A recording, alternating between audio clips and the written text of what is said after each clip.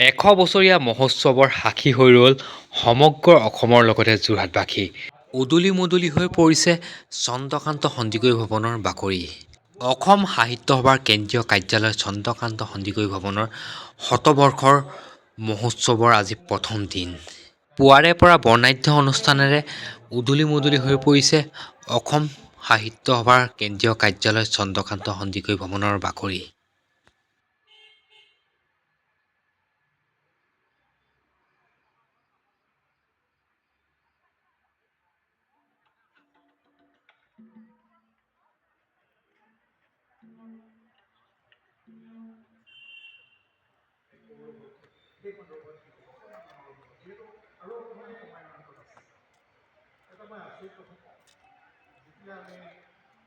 মই যোৰহাট কলেজত পাছ কৰিছোঁ তেতিয়া যদিও ঘৰটো দোকান মোৰ ঘৰ ইঞ্জিনিয়াৰিং কলেজত আমি আমি ক'তো জানে নাই আমি ৰোৱা ঠাই বহুত বেছি লাগে কেইটামান আছে যে ঘৰটো তাতে